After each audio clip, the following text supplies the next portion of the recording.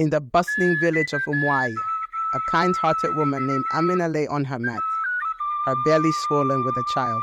Her husband Musa, a well-respected farmer, had arranged for a ride to the nearest hospital several miles away. As they arrived, they were greeted with a surprising and dire situation. Kane Adesuwa, the king's wife, was also in labor, and the hospital was in chaos due to a recent shortage of medical supplies. The doctor regretfully informed them that there was only one dose of the life-saving medicine needed to ensure a safe delivery. Amina, despite her pain, looked at the distressed queen and made a selfless decision. Amina's eyes locked onto the queen's, her gaze filled with a mix of desperation and hope. "Give the medicine to the queen," she whispered to the doctor, "but promise me, your majesty, that you will take care of my daughter." King Adesuwa's eyes welled up with tears as she gazed at the newborn baby in Amina's arms. "I promise, Amina," she said, her voice trembling, "I will take care of your daughter as if she were my own." As if to seal their agreement, the queen's eyes fell upon the small, crescent-shaped birthmark on the baby's arm. It was a mark that had been passed down through generations of women in Amina's family, a symbol of their strength and resilience. "This mark," the queen said, her voice filled with reverence, "it is a sign of your family's legacy, Amina, and I promise to honor that legacy by taking care of your daughter." Amina's eyes filled with tears as she nodded, her heart filled with gratitude. She knew that her daughter's future was in good hands, and that the queen would raise her to be a strong and powerful woman, just like her ancestors before her. Shortly after, Amina passed away, leaving behind her newborn daughter, Ada. Queen Adesuwa, after giving birth to a healthy son named Olu, left the hospital but, amidst the chaos, never received full information about Ada.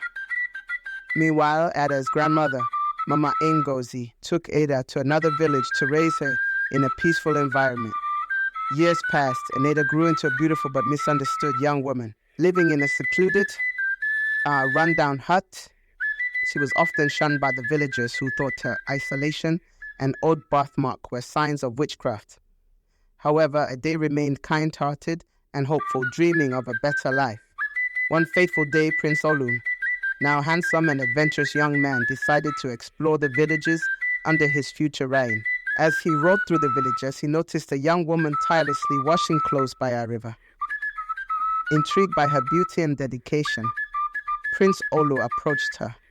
Despite the villagers' warnings and superstitions, Prince Olu saw the goodness in Ada and was captivated by her. They began to meet secretly, and their bond grew stronger.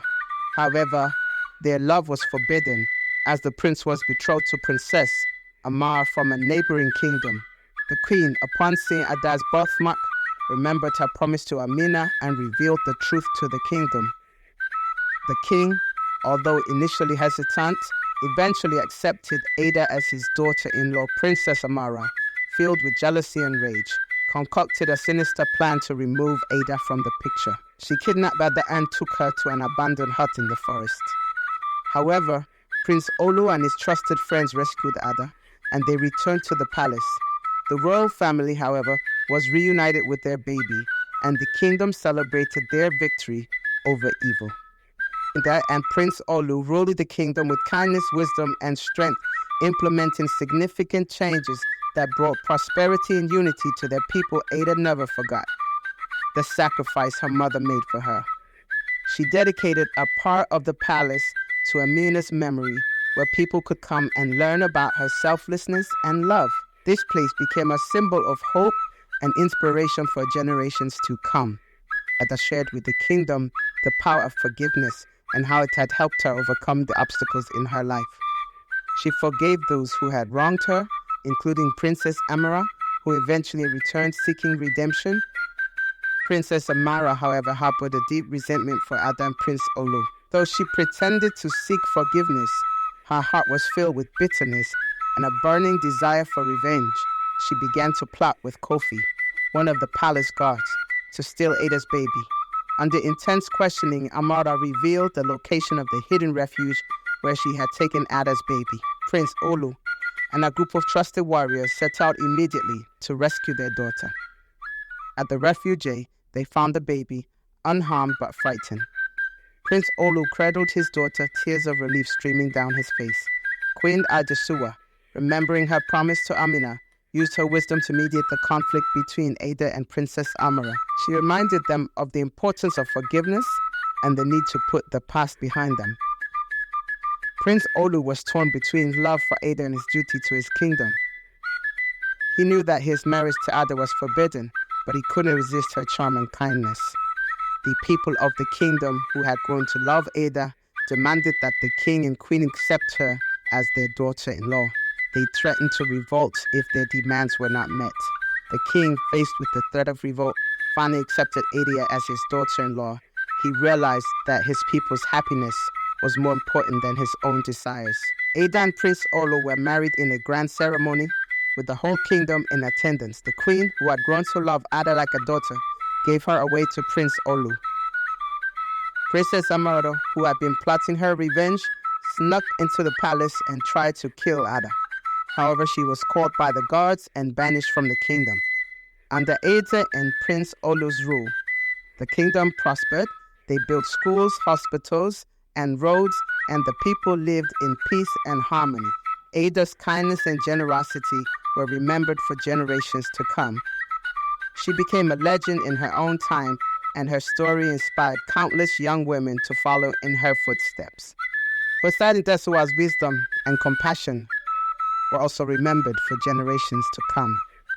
She became a symbol of motherhood and wisdom, and her story inspired countless young women to become leaders. Prince Olu's bravery and kindness were remembered for generations to come. He became a symbol of courage and leadership, and his story inspired countless young men to become leaders. The kingdom, which had once been divided, was now united under Ada and Prince Olu's rule. The people lived in peace and harmony, and the kingdom prospered. Ada and Prince Olu's children grew up to be wise and kind leaders, just like their parents. They continued their parents' legacy and ruled the kingdom with wisdom and compassion. Ada and Prince Olu's time on this earth came to an end, but their legacy lived on. They were remembered as the greatest rulers the kingdom had ever known. The promise that Amina had made to the queen was fulfilled. Ada had become a queen, and she had ruled the kingdom with kindness and wisdom. The story of Ada, Prince Olu, and Queen Adesua was passed down from generation to generation, inspiring countless young people to become leaders and make a difference in their world. The legacy of the promise of the mark lived on forever. Thank you for watching. Please subscribe to my channel.